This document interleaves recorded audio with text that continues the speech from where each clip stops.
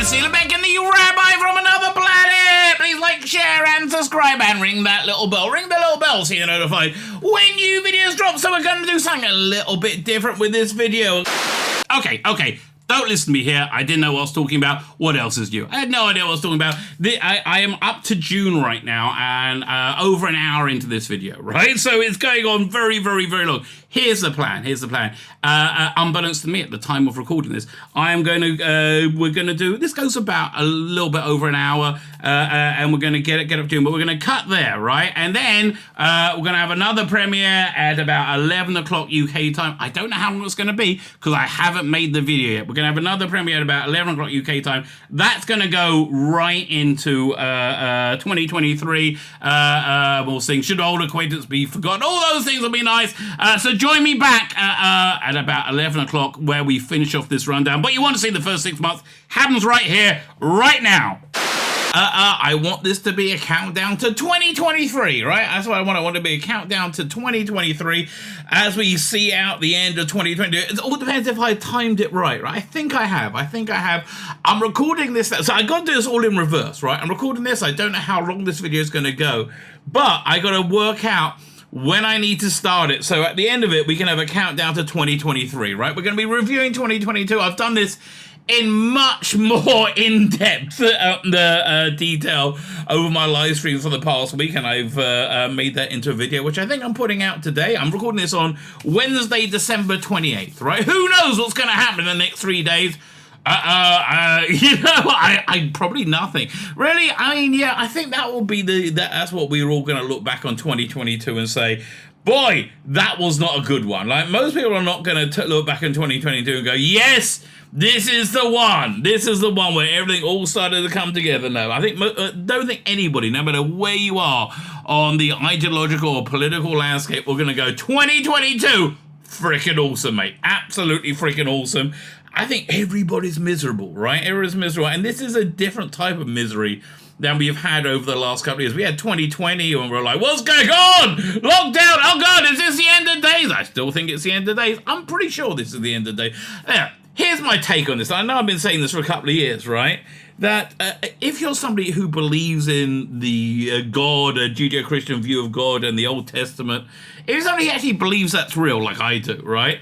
And you look around at the world today, I don't think there's any sane way you can go, oh no, this is all fine. This is all not the end of days at all. This is all totally normal. I mean, just we keep hitting every prophecy, one after the other, quite disturbingly. Yeah. So this is this the end of days? I think so. That it's so long and drawn out and relatively dull and irritating. That's actually a lot worse than anybody could ever really have hoped for, isn't it? It's really quite disturbing that it's gone on and on for this time. And that's what 2022 is. Like 2020, anyway, we had lockdown and we're like, what the hell's going on? And we really didn't know. And now in hindsight, we do know. I believe there was a disease called COVID. Yeah, I know lots of people have got it. I think it was relatively deadly. I think it was slightly less deadly than flu, probably, as we found out. But I think it was disingenuously used to radically alter the political landscape, to end any possibility of that landscape ever being in control of the people, whatever again, and to move essentially all the money away from us plebs to the elites. I think that's what it was used for. Well, that's certainly what happened, right? That's certainly what happened. So that was 2020. 2021, we were like, I have no idea what's going on. And again, there's a state of like panicked confusion as the world just kept imploding more and more. 2022 has been very different. I mean, we've had the big event of the Ukraine war.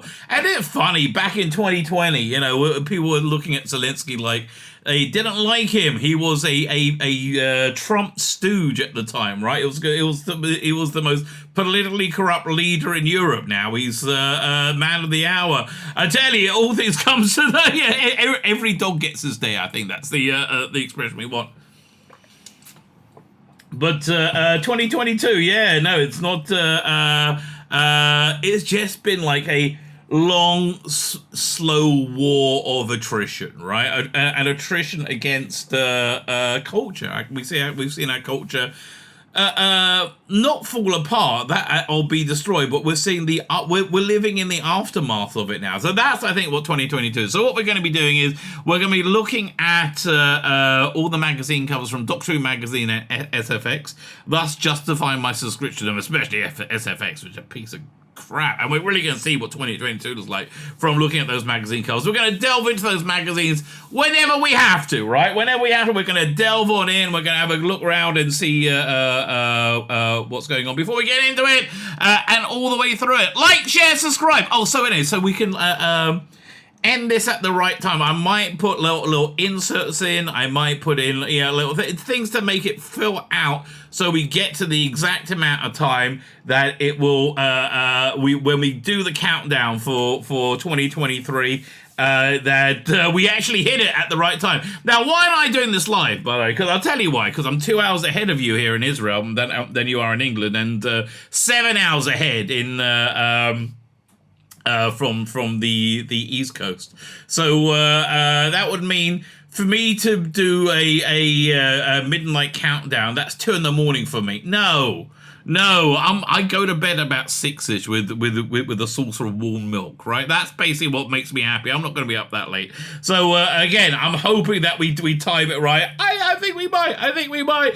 I'm always optimistic. Of my own abilities and quite complimentary of them as well. Fine. So like, share, subscribe, comment. All those things are very, very good. I am very grateful to everybody who does that. I genuinely am very, very grateful to everybody who does that.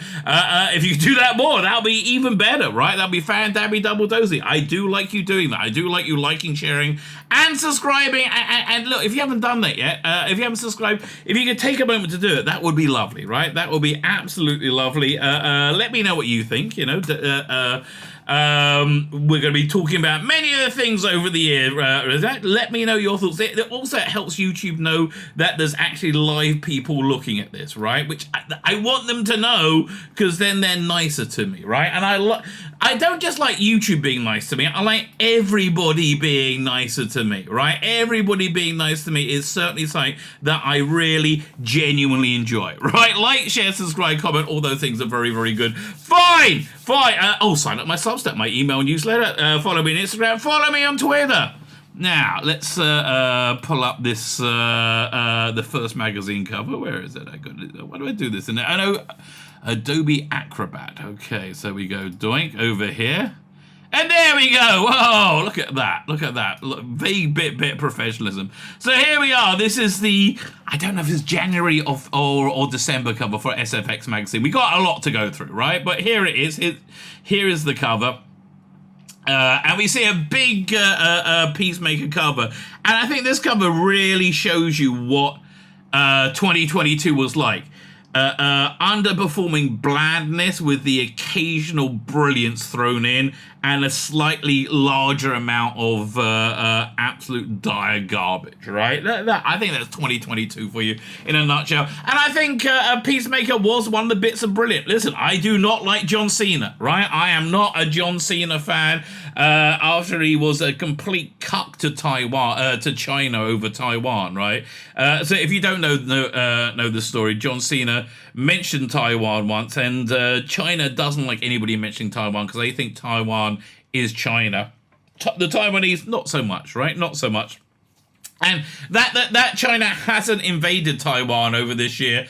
I'm amazed, right? Equally amazed that they blew up the Nord Stream 2 pipeline. The Putin's pipeline. They blown up by Biden. And Putin really did nothing about it whatsoever. I mean, you got to be expecting there's going to be some kind of payback coming. I don't know. Maybe not. That's certainly what it seems like to me. But anyway, John Cena, bit of a cuck to China, and so he mentioned Taiwan, was in a lot of trouble, right? A lot of trouble with China, and so he made a video in Chinese saying, we shouldn't disrespect the Chinese. And Taiwan, I don't know what that is. I'm very, very, very sorry. Now, in his defense, I can hear and say, listen, I'm not just a single person. I have a huge industry of people depending upon me, and all that's going to dry up if I piss off the Chinese. That might be what happened, right? I would like to say, I don't know. I do know that James Gunn made him into, even though he was a villain in Suicide Squad, which I thought was an above-average movie from the year before, even though he was a villain in Suicide Squad, they made him into a really likable character, a character that you pulled for, right? A character that you had compassion for, a character that you liked, right? So I think that's very, very, very impressive, right? I think that's very, very, very impressive. Less impressive is the other things on the cover, but the entire cast was good. The script was good. Everything about it was good. I love the titles; they were so goofy and fun. Honestly, I liked everything about Peacemaker. I thought it really, really knocked it out the park, right? Also on the cover we have Morbius. Oh, we all hope Morbius would be good. It wasn't, right? I didn't even see it. Had Matt Smith in it, had the curse of Matt Smith in it, didn't it? So that didn't work out too well for him. I'm terribly sorry. As most of Matt Smith's movies don't work out too well for him. Poor guy, right? Poor guy. At the top we have Don't Pick Up the Phone, Ghostface is back in Scream. That's the most normal thing to have on an SFX cover. Something completely forgettable, right? Something absolutely, completely forgettable. Yeah, so they brought back Scream. Did anybody notice? No, nobody noticed. So we have Morbius, flop, didn't work out. Ghostbusters Afterlife, a surprising thing that wasn't bad, wasn't great, but wasn't bad, and didn't take a complete shit on the thing it was sequeling, right? So that's quite good. The Black Phone, the disturbing new horror movie, so disturbing that nobody remembers it. It's a year later, nobody remembers, not just me, nobody, literally nobody remembers it. And Superman Lois, I kind of fell out of that in the middle of season 2. I didn't mind season 1, but I just found it like work to get through, right? I just found it like this trouble, like this ongoing work to slog through. So I kind of like the idea of doing Bizarro stuff, but I got up to episode 8, I think. And now I think it's probably gone, right? I don't think it's surviving David Zaslav and his big and glorious red pen, right? Bernard and the Genie, celebrating 30 years of Wishes, so that'll be 1990s. Yeah, I left England in the early 1990s, so I don't know what that is. Also, we got X-Men. People were quite happy with that. The X-Men 90s show, the cartoon. Hulk the Slayer, I think that must be a retro thing. Doctor Who, man, they were not happy with Doctor Who this year, SFX magazine, because they just didn't get anything. Lock and Key, I got to about the 3rd episode of the 1st season. Who cares? That's what everything is, right? Tons of money lavished on something that nobody really cares about, right? Nobody. It's been a year. It's just been a year. Does anybody remember any of this shit? No. And Hellboy, the completely forgettable reboot from the very, very good Guillermo del Toro take on it with David Harbour from Stranger Things. Garbage. No, garbage again. Completely forgettable garbage, right? Completely forgettable garbage. That is 2022. I think that's probably what we're going to have to call 2022. As we inch towards 2023, man, I hope 2023 is better and different, right? I hope something happens in 2023, and boy, am I going to eat my words 12 months from now, right? I think so. So then we get Doctor Who magazine. So this was the cover for, it says January 2020. It looks like it was the Christmas issue. So I think we're including an extra one or two. And quite a nice cover. Doesn't really tell you what was going on in the magazine, but I do like that cover a lot. So I also included this, which tells you, it tells you a lot more, right? It tells you a lot more what's going in it. Okay, firstly, lots of things to win. Lots of DVD box sets, all of them pretty good. Dress to Kill, designing the costumes for season 13. So, I think season 13 was the strongest thing that Chibnall has done. I think everything else has been a complete failure. Right, an absolute complete failure. There's been a few things here and there. I like the costume design for the Cybermen. That's about it, really. But I think everything was a complete failure.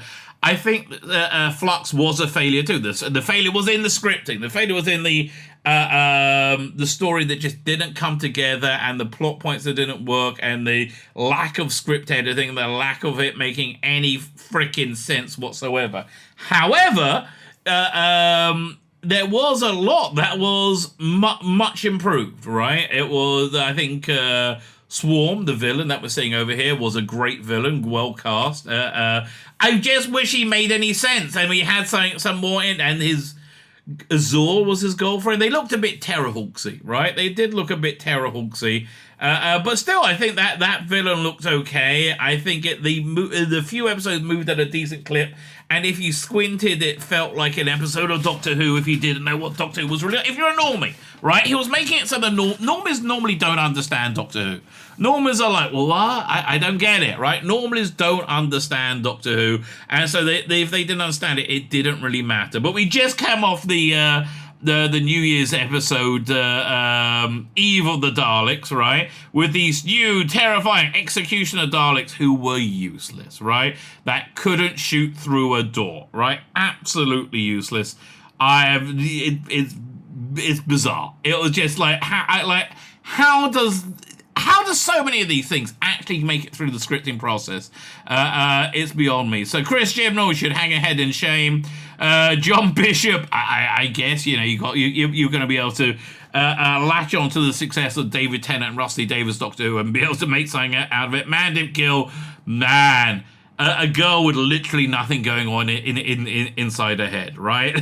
All doing. And director Anita Lafort. So Anita Lafort, she was the winner of that episode, right?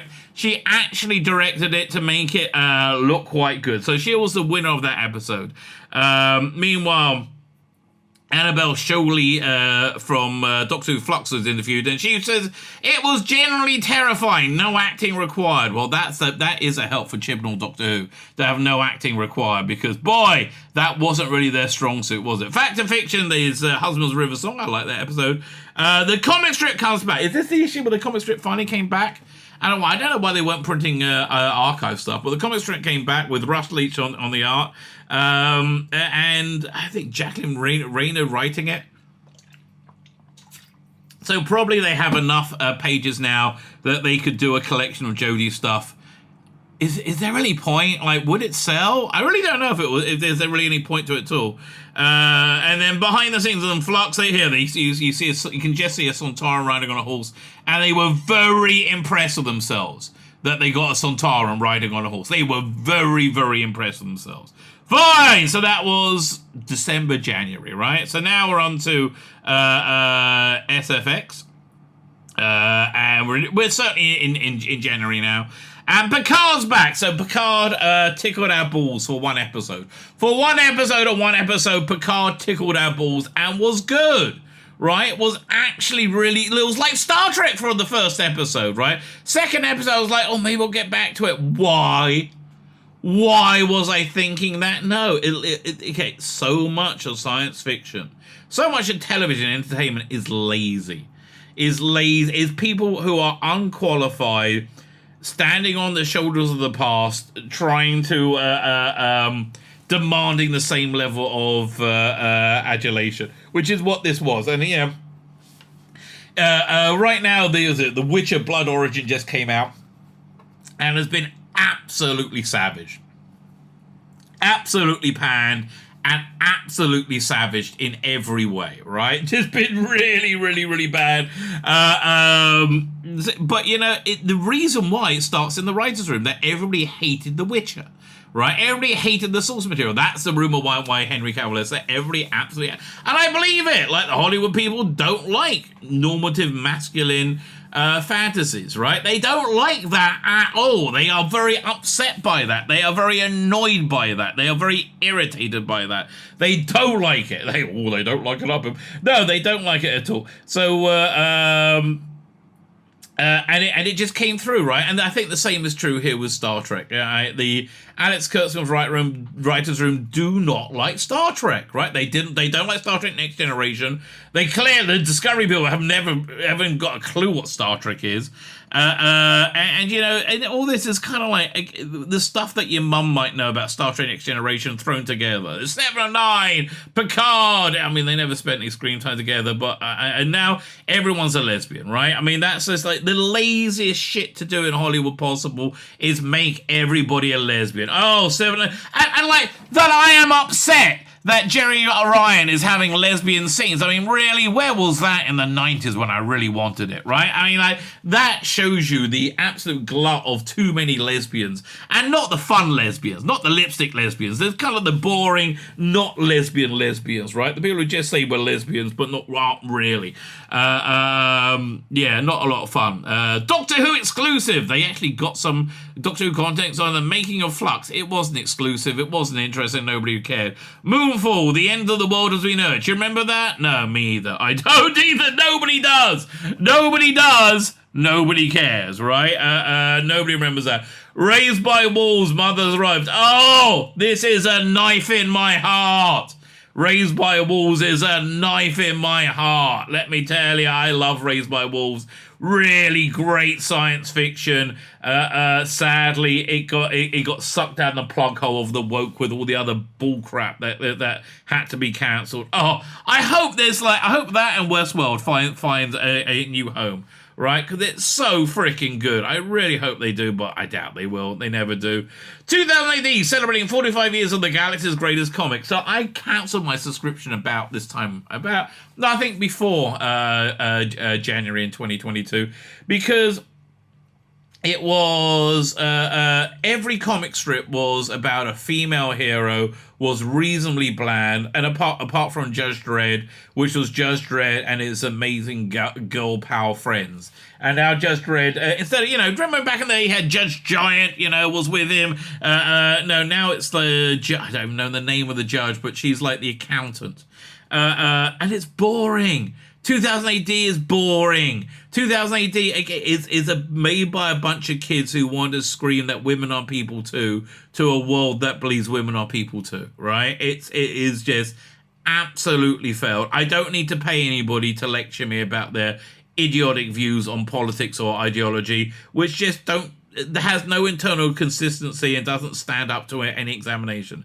Also in this year we have Bruce Campbell. I think, there's an Evil Dead TV show, which I don't watch. James and the Giant Peach, William Shatner, I don't know what he was doing. I know he had a bit of a Twitter spat with Lieutenant Latinx lesbian from Star Trek Strange New Worlds, which other than Lieutenant Latinx lesbian, I quite like that show. I think that show's pretty darn good.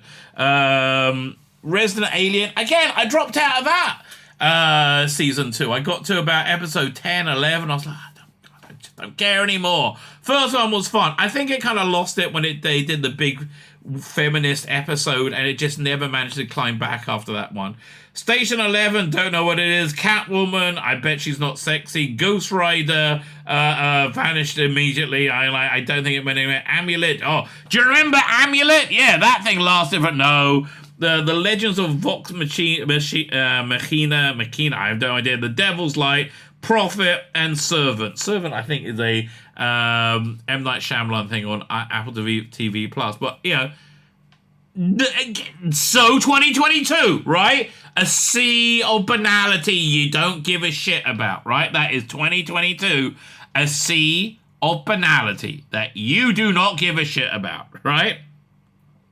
Speaking of things you don't give a shit about, there's Jodie Whittaker. So, yeah, one of the things that Flux had going for it was good cliffhangers. Terrible resolutions, right? Their resolutions were always terrible, but the cliffhangers were pretty good in themselves, not least of them, this one, where the Doctor Jodie Whittaker turns into a weeping angel at the end, right? The resolution of it was awful, right? It was so stupid. It weakened the Doctor and the weeping angels, basically made the weeping angels into some kind of taxi service for the Division. Again, laziness. So much laziness and lack of ability, right? And that is the watchwords of 2022. Laziness and lack of ability, and looking back at people much greater than those today. So we got speaking of which, an article on Chris Aquilos. I think he passed away, and he has a very good book called Crack, I think, was it? That came out of his artwork. Absolutely lovely. I believe if you go to the Spacebook, Dan Hadley did a video on that. Tributes to the original target artist, Francis White, from Trojan Horse to Granny Pig. No idea. I'm not even going to bother looking into it. But what? No idea. Okay, I actually am going to look into that. That's got me intrigued now. Like, what the hell is that? What? Who's Granny Pig? Hang on. I'm pulling it up. She cried. Where we go. Doink. So I'm just opening it up. Read in browser. We'll read it in the browser. We'll see what it has to say for itself. I'll open it up for you so you can see too. Let's move this down. This will be Doink. Is this it? I think that's it. There you go. I'm reading it in browser. Let me make it a bit smaller. Fine. So, who? What? We'll go to the page overview. What's the name of this person again? Francis White? And you see, this is why I don't do it live. I'm waiting for the page to open up now. Come on, Francis White. Okay, while I wait for the page to open up, I'm just going to keep on reading it. Why is this not working? I'm reloading it, right? I'm reloading it. See if that make any difference. My mind is on no, right? My mind is on no, it won't make any difference. It will just, maybe if we go to the next page. Nope, not let me do a thing. Hang on. Maybe if I make it wider. Oh, there you go. So who is it? Francis White. She's on page 40. Page 40? I've literally no idea who this woman is, which is why I'm, like, trying to find out. Okay, so she was playing Cassandra in 1965. The myth makers might not have been that. Okay, fine. Okay, this is why I never heard of her. She was a backup character in a story that's been missing for 50 years. Okay, fine. I'm glad we found out, though, right? I am glad we found out. But again, looking back at the past, that is a big thing. Game changer inside the first adventure. That's an interesting little story. I think I could go for that. And I like the feature on the digital effects. I think the production values for the current era have been, the Whittaker era was pretty good. Bob Baker, K9's best friend. I think he just passed away, didn't he, Bob Baker? If he didn't pass away then, he was just about to, right? He was getting ready to. But I had that game, I think. That's for the BBC computer, was it, maybe? Ray Holman, don't know who you are. I'm not going to look that up. Sagun Akinola. Sagun, mate. Sagun, do you honestly think you would have got the job if you were white and your name was Reg Smith from Clapham? No, you wouldn't. You were just so miscast, right? The Beast Below. Ooh, I mean, look, better than Jojo episode, but not really one of the best. How digital technology transformed Doctor Who. So yeah, that actually was quite a good idea for an issue, right? But again, 2022, the year of treading water, right? That's what this is. It's treading water, right? Speaking of treading water, the Batman. So you remember when you heard that what's his name from Twilight was going to be Batman, and you went, oh my god, that sounds awful. He's too little, right? He seems too wimpy to be Batman. He can never pull it off. And they went, oh no, Robert Pattinson, that's the name. He'll do a great job. It will be great. No, it's exactly as you thought. I mean, look at him right here. It looks like a little boy wearing a Batman costume. It's exactly as you thought it was going to be. And then you got Colin Farrell as Penguin. Now, I like Colin Farrell.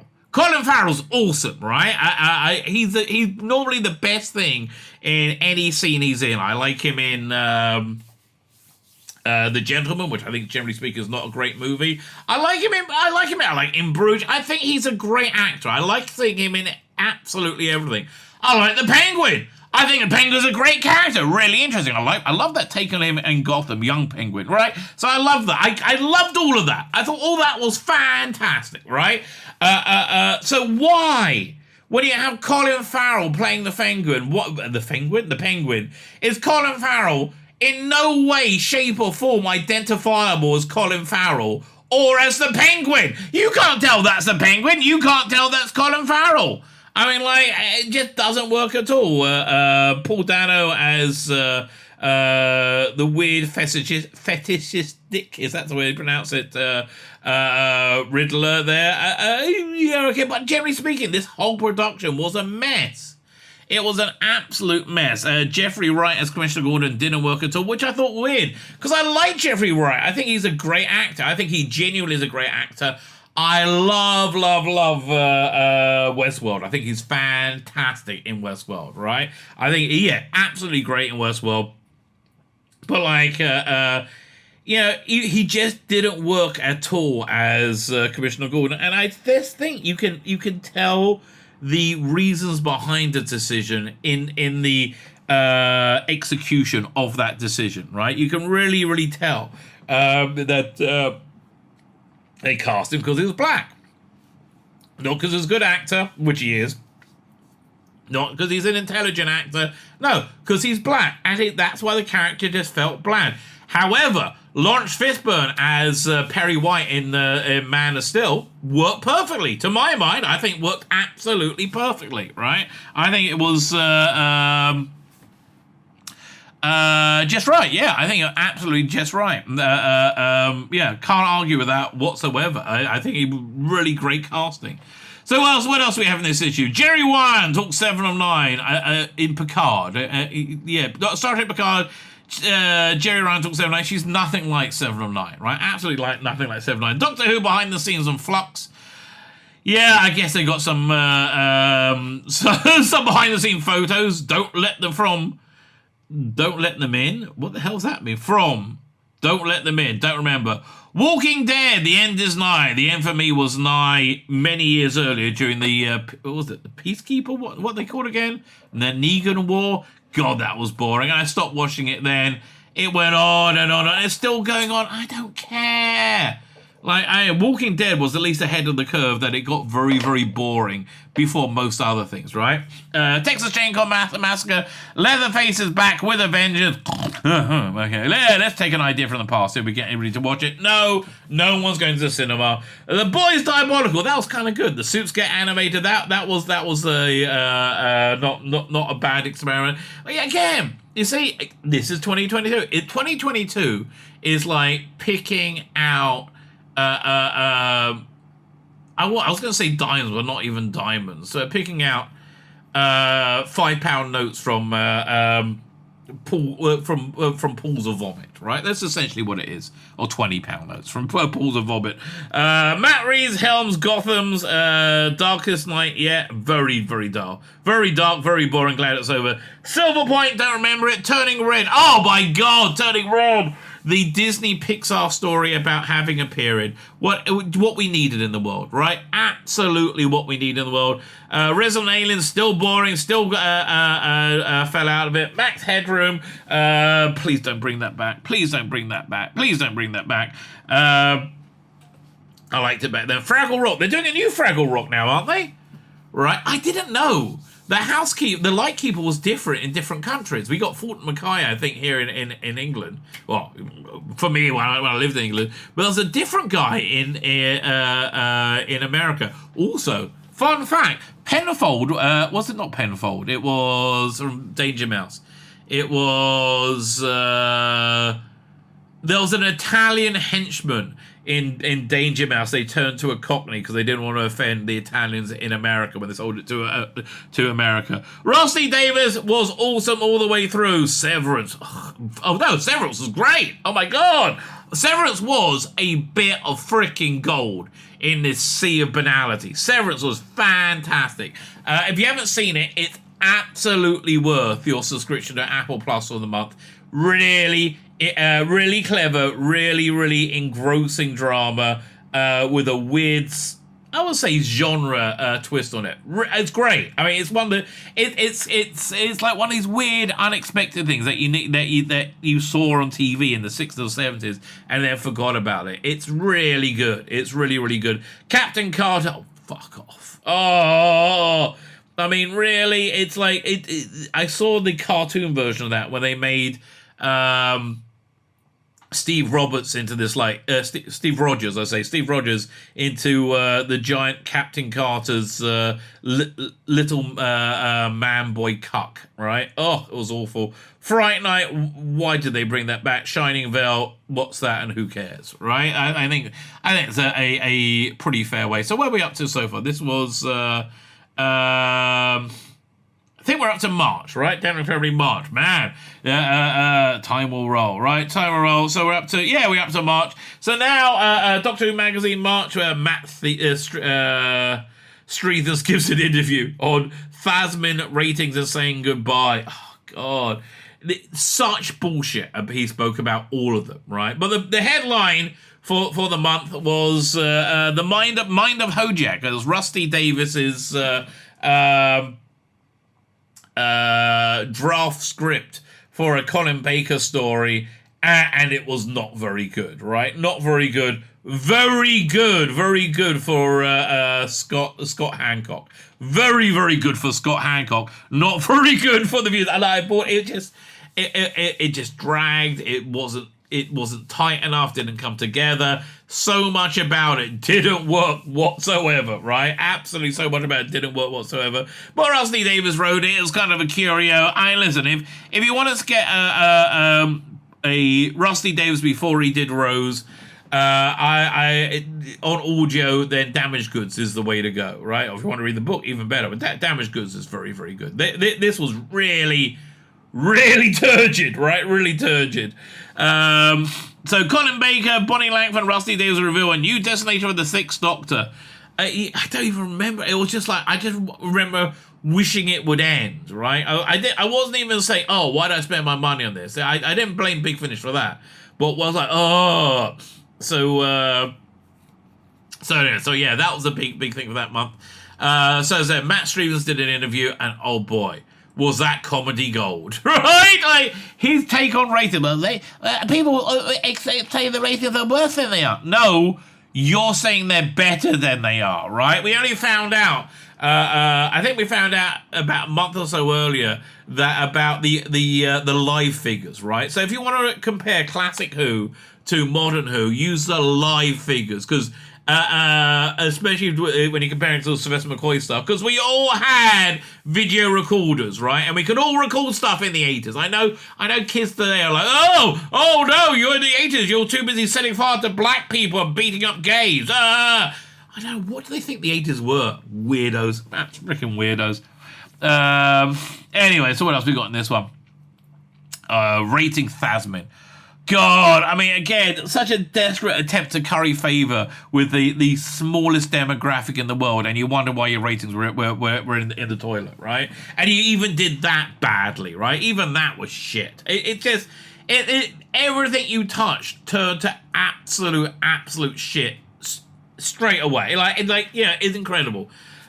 New story, Hydra's Gate. Again, Russ Leach, very happy for the work. I hope they do a reprint so he gets a bit of extra dosh. And they also, in this interview, they're interviewing Mal Young. Blimey, he's been out on BBC for a while.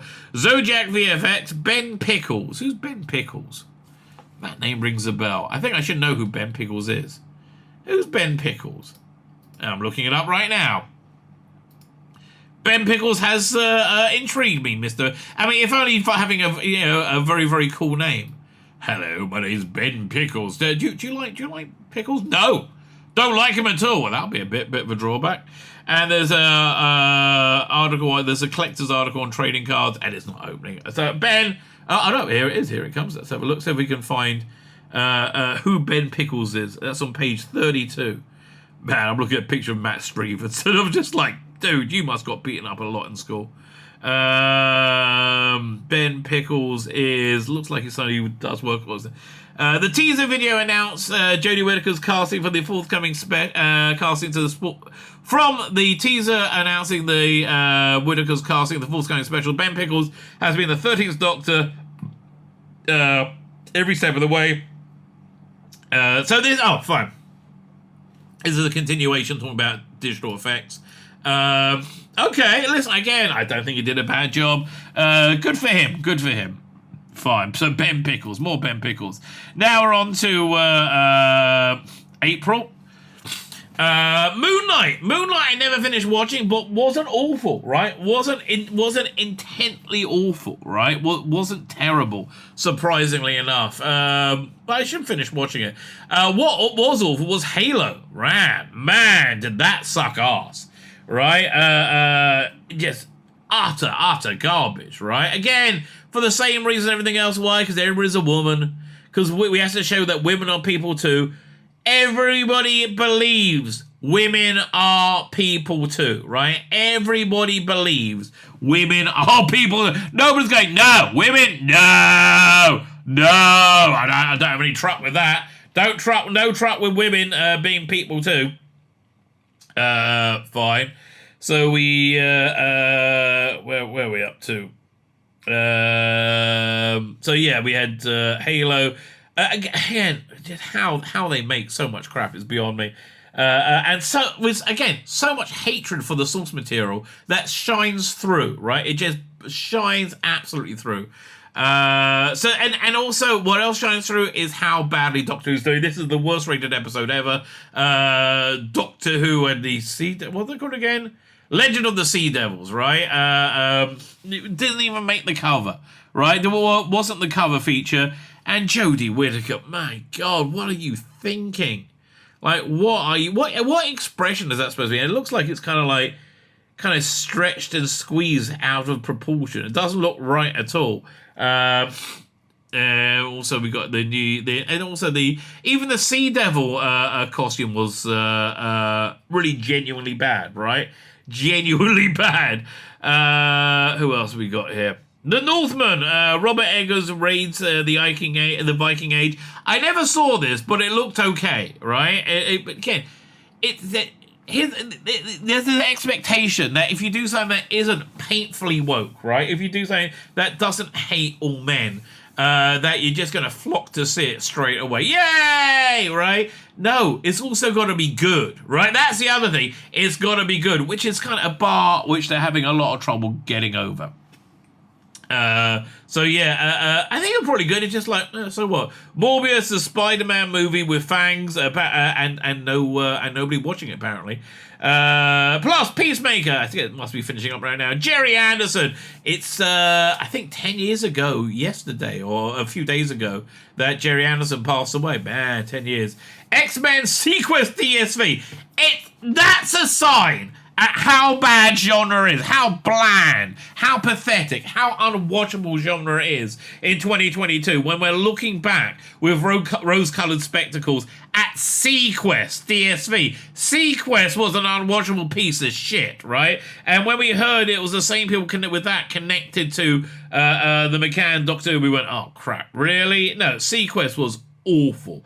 Absolutely awful, and more about Sontarans. Can't have enough about Sontarans. Moving on. Let's see what we're up to. We're up to May, isn't it, this month? April. Wow, no, April for Doctor Who magazine. Again, a lot of Jodie very, very visibly absent, very, very conspicuously absent from the cover. I mean, look, during the David Tennant years, they would look at older Doctor Who, classic Doctor Who, but there's always be some kind of like David Tennant, Matt Smith, Peter Capaldi. There'd always be some kind of like reference to Doctor Who somewhere on the issue, right, on the cover, because that sold it. Right now, I think they try and hide it because it really I think they know sales are hurting. Are they deluded enough to think that it's not Jodie and the current era that hurt sales? I don't know. But let's see what we got going on here. Anything other than Jodie. Basically is what we got going on here. So in April, the April's Doctor Who magazine, a weird... Everything was so boring before David Tennant came back. It's amazing. Playing by Ear, a guide to radio rarities. I mean, vaguely interesting, you know, but it's like, that's kind of where I am. Fair. Yeah, that's really where I am with it. Fair. World first. Designing the Dalek invasion of Earth. Oh, yeah, that kind of interesting, but man, they had this ongoing thread. I think they stopped doing them now, thank God. Because there's more interesting things to write on, where they would make computer-generated representations of the sets from the 1960s. Not the sex from the 1960s. The sex from 1960s is probably a lot more interesting than the sets from the 1960s. So I think that's what that was. Dalek invading Earth. Losing the plot. Inside the 80s, unmade scripts with Eric Saywood. Yeah, Eric Saywood did not come off well in this interview. Right? Eric Saywood is, I mean, didn't really come off well from his time with Doctor Who either, really, that matter.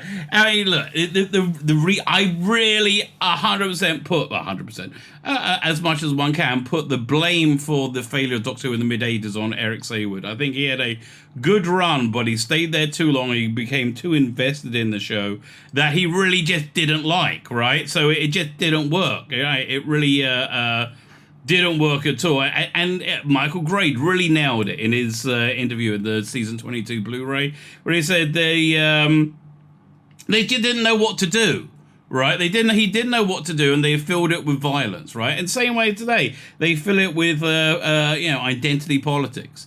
So so that was that interview. But again, really nothing at all going on about the current era in this. Shock horror, 40 years of episodes that changed everything. So this marks the 40th anniversary of Peter Davison, I think, because we had a 40th anniversary box sets from Big Finish this year. The second one, the autumn one, freaking awesome, absolutely awesome. The first one, not so much. It was okay. Space Simulator, reinventing the world. Okay, so this must be it. They must have done the sets for the real, and actually had a feature about designing Dalek Invasion Earth. Dalek Invasion Earth is, I got the season 2 Blu-ray. Absolutely fantastic. It's so epic, right? It's got so much confidence. It's really, really breathtaking. It's a very, very good story. Also got Mr. Rumbold in it. Like, where'd Mr. Rumbold come from? Mr. Rumbold, like, he's, who was he played by in the movie? I can't remember. It's so much better than the movie. Oh my God. At least the Daleks in the Dalek Invasion Earth movie version act more like the Daleks than they do in Doctor Who and the Daleks. So they finish off the interview with Matt Stevens. Oh, man. That did not work out well, right? That did not work out well. Waters of Mars in the Fact of Fiction, like a bit of Waters of Mars, and collecting figurines and much more. Wasn't really much more. It was kind of tepid, okay? Let's be fair. It was kind of tepid. That was the year. Nothing really happened. It was just more of nothing. More of bland. More of the same. More failure, right? With a couple of bits of gold sprinkled in. I think the boat's turning around, though. I hope it is. So there we go. April. Now we're into May, right? May and... oh, look at that. Find out we actually like Stranger Things, and I still like it. I even liked it in the last season. Didn't well, it got a bit like yes, obviously they injected a gay character into it because, well, of course, it's 2022, and don't we know that something that some group that makes up what 4%, I think, less of the population must be represented by about 80% of the characters on TV. Absolutely. I'm very, very torn about Millie Bobby Brown getting older because, like, she's 17, 18 old now, and she wants to go out and party and have fun, which means, slutting it up a little bit. And so, like, I'm used to her being like this. Then now all of a sudden she's like, looking vaguely shaggable, even though, is she underage? I don't know. But it's always disturbing when you see a star grow up in front of you. It was the last one? What's her name again? Hermione from Harry Potter. She went from child to shaggable, and never actually did though. I'm sorry. That bad attitude does take off your shaggable points, right?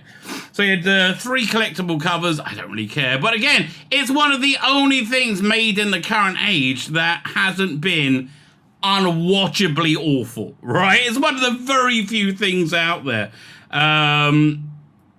So yeah, the strange thing, and again, I still like every episode of this. You know, I enjoyed the last season, even enjoyed like the movie length things. I thought it all worked really well, right? And I think they overplay the 80s a little bit, but generally speaking, they really quite do quite nail it.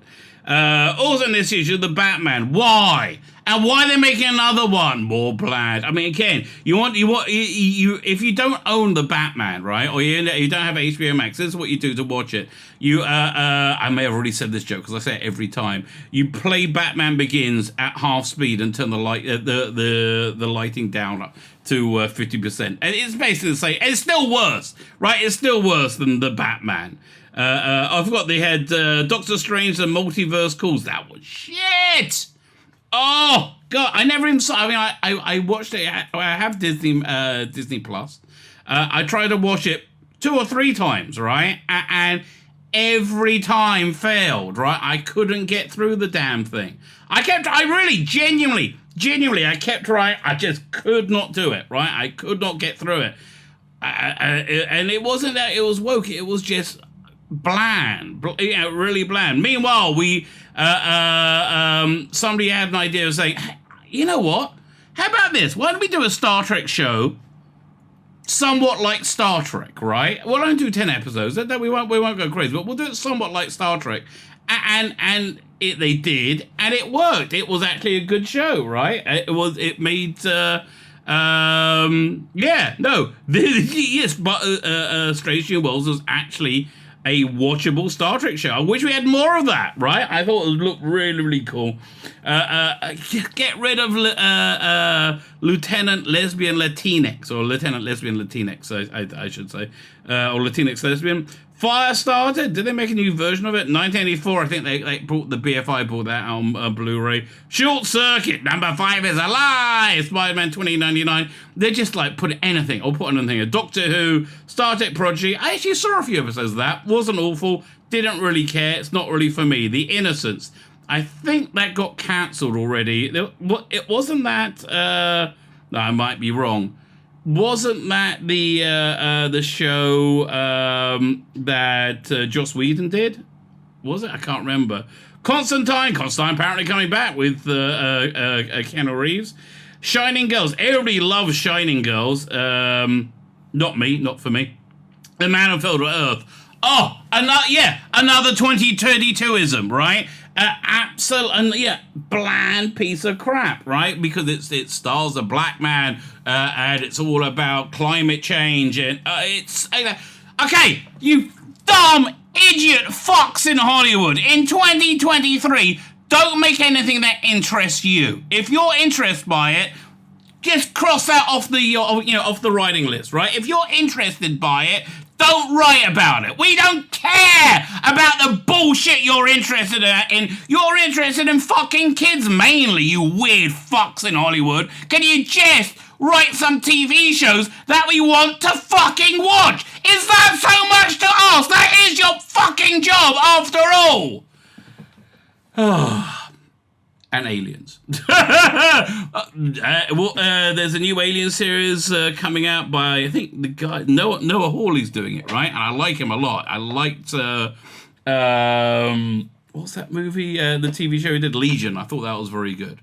So 2024, 2022, baby. 2022, right on the cover, right? So this is May we're into now. And May, of course, we had the return of the Sea Devils.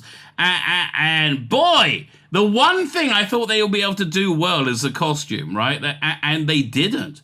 Well, the costume's good, but the head's too big, right? The head's just, like, it used to be, the head would be like, and you can see it, like in the neck section there. And so you could have the head like more human size, right? It was smaller. This really doesn't work, right? This head's it just looks too big for the body. And it's a real I can't believe they screwed that up, right? I thought the script would be shit, right? I thought the script would be unwatchable shit that nobody will remember, and I really can't remember anything about it at all. I really generally can't. CGI I think was quite good all the way through it. And again, that it had a basic idea that was quite clever doesn't really help it that much, right? They had a basic idea that, I like the idea of doing sea devils in history and doing them in China as well. Not bad, but why was it in China? Why was it Asian? I'll tell you exactly why. Okay, because two things happened.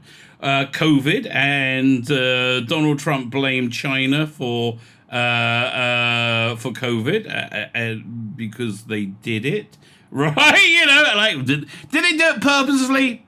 I wouldn't be surprised. We're never going to know. It's like, who killed JFK? We're never really going to know, are we? Did they do it purposely? It certainly worked out in many ways to their advantage, but to a lot of people's advantage. And all those people are not very good people. Anyway, COVID happened, and Donald Trump said, oh, it's from China. And they're like, you racist scum! How dare you call it the Chinese disease? You're going to have people hate Chinese people. No, that never happened. That never happened. What did happen, though, is that his political opponents, probably on the right and the left, they kept going about how black people had experienced institutional racism and there's nothing they can ever do to get over it because they're a minority. And then one day, one of these black people, they shocked the people like Nancy Pelosi. They absolutely amazed them, right? I think it was about this time when we got the first look at the Black Little Mermaid, right? Absolutely amazed them because they noticed Chinese people were doing quite well. They went, wait a minute, how come Asians are doing so well in college tuition and colleges and things like in society? It must be there's institutional racism helping them. So there was a crime wave of lower income black people attacking Asian people. So much so that the majority of violent crimes, I believe, against Asians were by black people. It's like not just hate crimes, the majority of crimes. It absolutely, and it's just got worse and worse and worse and worse and worse. Why? Because the other idiots who hated Trump said, defund the police, yay! And they defunded the police and turned lower income areas into, crime no-go zones where you can commit crimes and you won't get in trouble, which, and the crimes they commit is attacking Asian people. So anyway, because of this, Christian people said, oh, that evil Donald Trump, he made racism against Chinese people, but we're going to have to make Chinese people in Doctor Who so people aren't racist to them. That's literally the thought process that went through this dumb fuck's head. 2022, baby. 2022. But he said, I can't write it on my own. Why not that? Why can't you write it on your own there, Chrissy? I'll tell you why. Because this is the episode where we wrap up Phasmin in one scene, right? We wrap it up, and I can't write it because I'm a man. Oh, I need a lesbian. So they got a lesbian writer to write that in because they're morons. They're all morons, okay? If you think any of them aren't morons, you're wrong. They're all morons. Oh. So anyway, so we don't really see much what's in the issue because of this. So I also got the second cover as well. Oh, God. What are you thinking, Jodie? Like, what's this expression you got going on? How is that? I mean, I don't understand. How do you think that makes you look like Doctor Who? I don't get it, right? I don't get it at all. So in Doctor Who magazine that month, they did a 15-page preview of the new Doctor Who special. Why bother? I mean, honestly, there's probably more work went into that than the bloody script. I keep getting drawn back to her face going, why does she look so smug and empty all at the same time? Oh, maybe because she is. I mean, okay, look, she could be the greatest actress ever. She could be a genuinely great actress and be deeply intelligent and understand nuance and all kind of details and really have a very, very high IQ and just plays an absolute blithering moron with such incredible ability. It makes Laurence Olivier blush. That could be it. That could be it. Or she may just be completely gormless, which is what she appears here. Right? Just absolutely, completely gone. I don't know if she regenerated with her roots needing doing. I don't know. It seems kind of weird. Then you get a giant poster of real sea devils. Here, let me zoom into this for a sec because I want to how do I go over here? A bit of poetry action. Huzzah! Doink. And we'll see. Look, the sea devil, the actual, you can see its head is in the neck area over here. Can I highlight this? Because its head is in the neck area over there, right? And making its head smaller. Go away. Right? And making it work better. Also, I have to tell you, this isn't just a Chibnall thing. I think the classic Zygons are way better than the modern Zygons. God, she gets worse the closer up you get. I'm not exaggerating. She really does. She gets worse the closer up you get, right? There we go. So you go... And you get a free download of one episode of Donna Noble Kidnapped, which was very good. But why are you only getting one episode? That's like, well, aren't you going to want more? So what else is in this episode? Chris Chibnall. Oh, yes. Also, they had to have an Asian director because, white people can't direct Chinese people. Oh, no, we don't have to do that. No. And Marlo Chan Reeves and Arthur Lee. I don't know who this is. Ella Road. Oh, yeah. No, the director was Howell Wang. Yeah, God. Crystal Wu Yu must have been the stunning and brave female Asian pirate who was nothing like this whatsoever, right? But directed by Alo Wang, because again, white people can't direct Chinese people, no. And written by Ella Rowe because, she's a lesbian. And, if you're going to write somebody saying, I would like to lick your pussy, you have to have somebody who likes to lick pussy to be able to do that. If you don't, it just doesn't work, right? Doesn't work. I wonder. Now, I don't know. I'll be honest with you. I am a somewhat out of the modern scene. It used to be porn movies would have stories to them, right? And I think it was quite nice they had stories to them. Do they still have stories? And if so, let's say it's gay porn. Can a straight person write the story? I don't know. If it's lesbian porn, can a gay person write the story? I don't know. I don't know what the rules are. It's very weird. Costume drama, Ray Holman. So I don't want to rank on Ray Holman too much, right? Because I think they didn't have any time. This extra one, okay, basically what I think happened was they had budgeted 8 episodes, right? And then they took away a lot of their budget, making them have to change the Christmas special to something much cheaper. And they inserted this extra one in, which they really couldn't afford to do. So that's right. They do have interviews with all the time meddlers: Graham Garden, Rufus Howe, and Gemma Whelan. Gemma Whelan's useless as the meddling monk. I mean, like, literally useless as the meddling monk works because they had comedic actors doing it. Rufus Hound, what's he called again? Can't remember his name now. The original man, Graham Garden. Yeah, these are all comedic actors. Gemma Whelan is an actor, not a comedian. You should have got like a Phoebe Waller-Bridge. Finally, we found something Phoebe Waller-Bridge could have done in genre without making people mad. Fact or Fiction was Smile. I quite like that episode. What else they have here? Jeff Cummings cover stories. Okay, about the making of the Target novels. Collecting comics, collecting Doctor Who comics, Katie Manning pays tribute to Stuart Bevan. Oh, I forgot he passed away. Yeah, they were together. They were like a super hip crowd, weren't they? They were like Posh and Becks all the time, right? It's I'm just looking up when he passed away because we're in May right now. He died in February. Maybe it's COVID related. Who knows? 6's photo discovery on the set with the keys of Baroness and Win stuff. Okay, Win stuff. Fine. Now we're on to June, I believe. Hot enough for June. Blimey. We're an hour in. If I haven't come up in an insert yet, what we're going to do is this video is going to go until about the last 10-15 minutes, and then we're going to premiere another one and finish off before about 15-20 minutes before New Year's. So I'll tell you when I'm cutting off, and we can carry on from there. But this is, I believe, we're in Miss Marvel is June, isn't it? Hang on 1 second. I'm looking up on my pocket mags, going to do the next page. I'm pretty sure it was June because he got 2 covers. right? And man, yeah, every time Marvel does something, they like, this is the most embarrassing thing Marvel has ever done, right? This is the absolute most embarrassing thing they could ever possibly have done. And then it gets worse. I mean, do you remember, like, Miss Marvel, was people like, oh my God, what is this nonsense? It's the MCU, right? I think, was it 500 billion is what's been lost in revenue from Hollywood in the past year. Yeah, why did the MCU make money? Why was the MCU successful? I'll tell you exactly why the MCU was successful.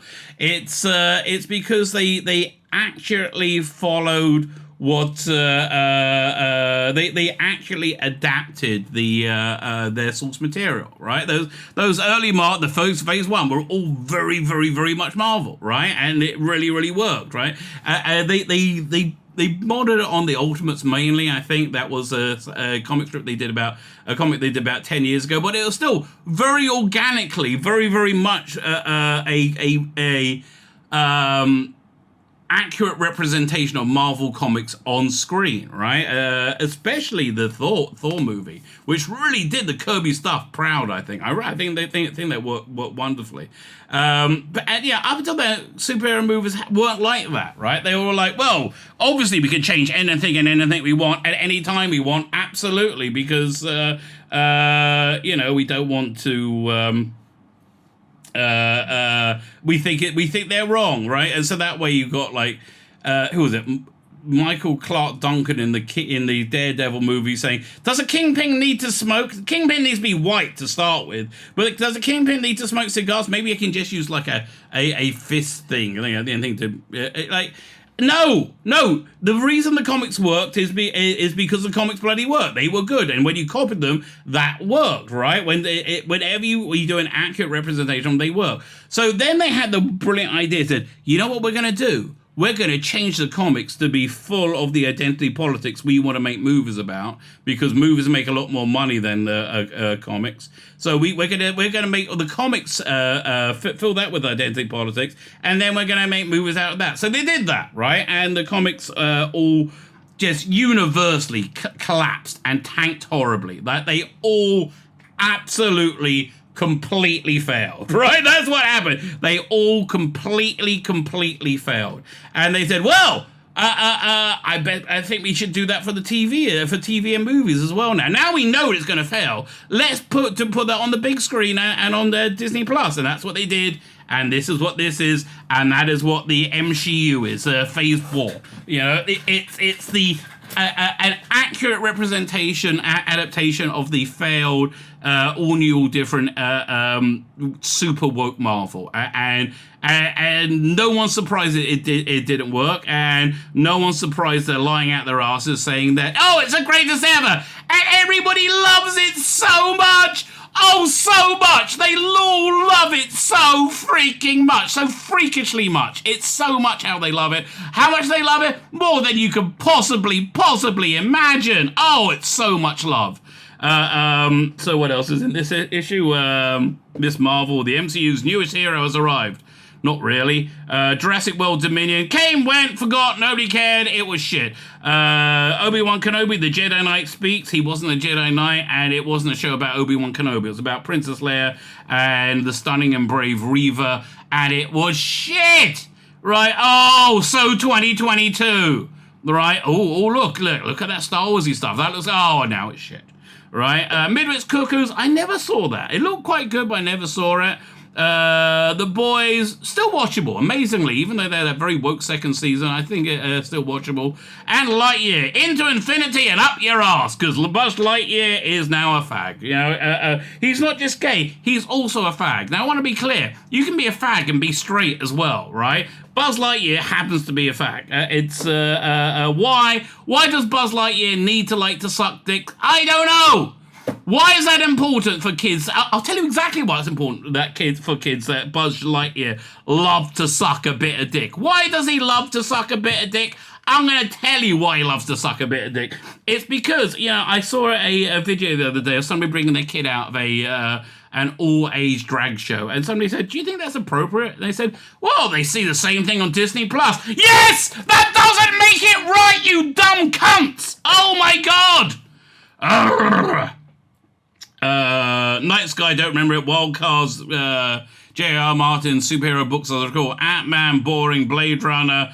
That cartoon that did was horrible. But they had 2 covers, because one cover isn't enough. Now, suddenly, mainstream media decided that they super duper love. They super duper love the Orville. Why do they love the Orville? I'll tell you why they love the Orville. Because it also went and turned into woke shit this month, right? That's why they love the Orville. They absolutely adore it. And they think it's the bestest thing ever. God, this series, it was such a crushing disappointment. Thank God there was Strange New Worlds, right? This was one of the biggest disappointments of the year. Absolutely one of the biggest disappointments of the year. The Orange Man Bad episode was shocking and awful, right? Absolutely shockingly awful. Just terrible, right? Absolutely terrible. Not much good I could possibly say about that. Fine. Let's move forward on to Doctor Who magazine for June. And the end is nearly here. Thank God the end is indeed nearly here. And Chris Chibnall is having to has to come out of hiding and try and justify some of his idiotic creative decisions. Again, look at Jodie's expression. Why does blank Gormless scream Doctor Who to you? I don't understand that. I really don't. I really don't understand why this is your look for Doctor Who. It seems very strange to me, right? It seems very, very, very, very odd. But it has to be about doing new things, says Chris Chibnall. So why do you make Doctor Who about a woman taking a shit for 45 minutes? That's new. Never been that before, isn't it? But it seems to me you wanted to do lots of new things once you saw nobody wanted to see your new things, right? The Timeless Children, piece of shit. Everyone's forgot about it. It was absolutely useless. I mean, I do feel somewhat bad for him because he's got so much egg on his face, right? He got so much. It must be so insanely humiliating how badly he failed. But honestly, I think he kind of deserved it. So these are the highlights of the Chibnall era. The Kablam Man. Again, you think that episode, when you watched that episode at the time, you thought, oh, that was one of the better ones. No, they're all awful. Run away from them. They're all very, very bad, right? They're all very, very, very bad. And the Lone Sidemen, a very good idea. They didn't flesh out and make it into something interesting. That's a good idea. Like a partially human Cyberman, that's a fanatic. That's actually a good idea. What are you bloody thinking, you morons? Why wouldn't you go in for that? Right? Why would you, it's beyond me. It's absolutely beyond me. It's so freaking insane. I don't even know what to say. But again, a reasonably good idea. It just screwed up. Then also Doctor Who came to Fortnite. Nobody gave a shit. Or at least I didn't give a shit. The Silurians and the Sea Devils. Hydra's Gate, the comic strip. Worlds of Wonder, the new exhibition. That looked pretty good. That was in Liverpool, wasn't it? Or Manchester? I think it's in Scotland now. That actually looked, yeah, I wish I could go to that. If I lived in England, that is where I would be going, right? That's totally where I would be going. Fine! I think we're going to wrap up there. We're going to wrap up there. We're up to June, so we're halfway through. We're over an hour in.